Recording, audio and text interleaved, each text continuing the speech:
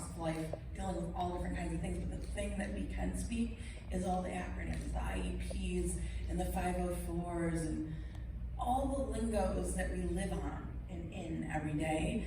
And I found that instead of being alone and suffering, get together. You know, like we have a couple of parents and we go and do things together, and we just arrive with all of our kids and all our learners. We're like, we're here, and people aren't quite sure what to do with us, and we call it the Motley Crew. And every time we go, we just feel empowered because we're with each other. We don't care, we just own it, like we're here, we're doing our thing. Exactly. So the second one is really living with intention through the lens of knowing that feeling powerless is a trap. It's a trap. And it's something where all society wants us to feel, that we are powerless, when it's the furthest thing from the truth. Remember your inner power. Every day, tap into that. We all have something. We're not all extroverts.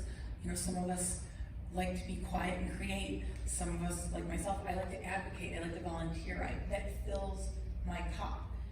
I think it's about finding that one thing that brings you joy and harnessing that, even if it means 5 minutes of joy. You know, if you like to write, do that. If you like to just sit with your face in the sun, then do that. You know, pull your car over on the side of the road. Yes. That one thing. And it's different for everybody.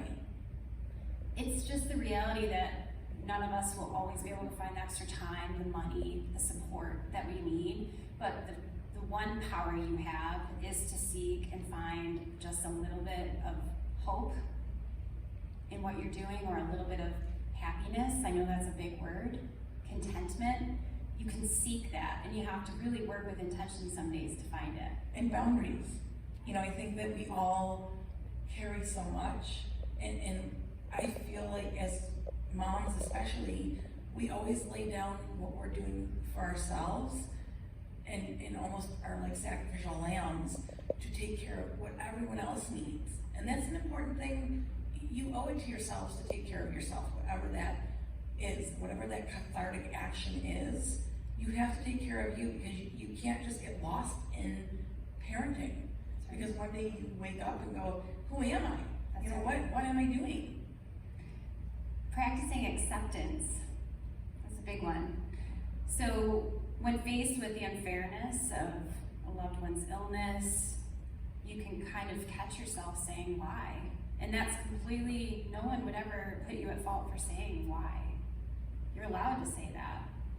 But the more energy you can pour on not dwelling on the things you cannot change, and pouring energies into the acceptance of life and the way it is, and life in understanding what Laura was speaking to, that we are all beautiful and created in a very specific way with a very specific path, the more you can spend there. Because when did you ever spend time not feeling acceptance and worrying and looking backwards? When did that ever serve you? Name one time that served you. Can't do it.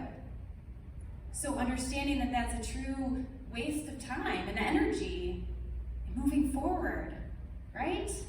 And knowing that vulnerability is not weakness, it's strength.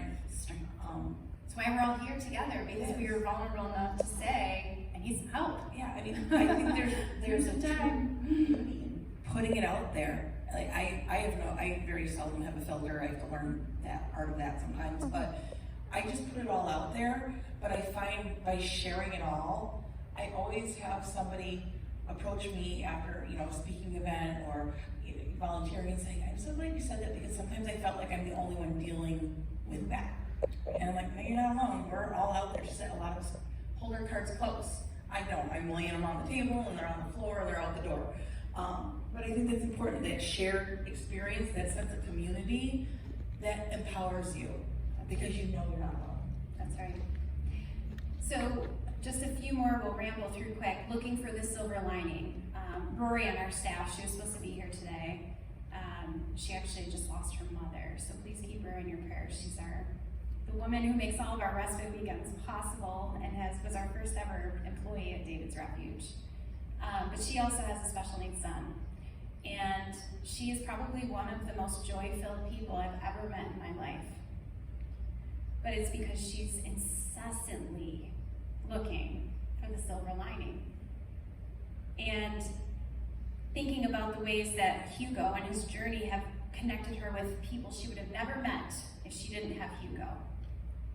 And thinking about the teachers she's met and the people in the medical. I mean, she goes back to the upstate where she had her preemies and brings them lunch every year because these people are now part of her journey. And she says, without Hugo having brain damage and CP, I would have never met these nurses.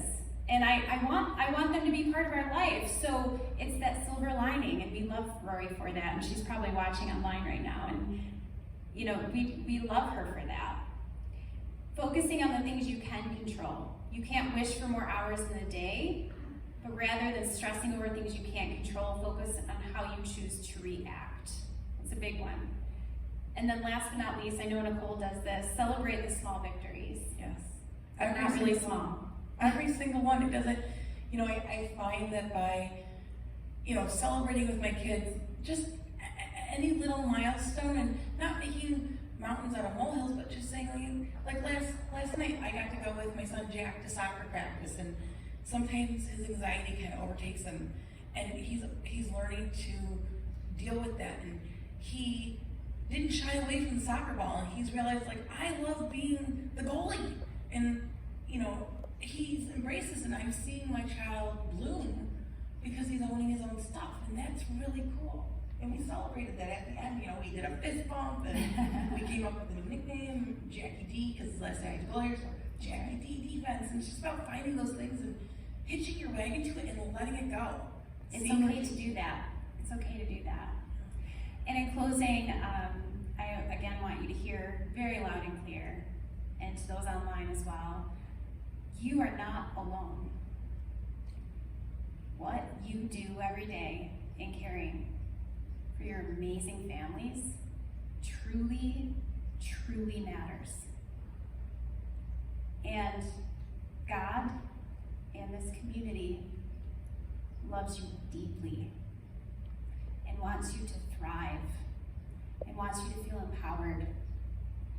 And David's Refuge will continue to be here for you. It's why we do what we do every single day. And we love you. We really love you.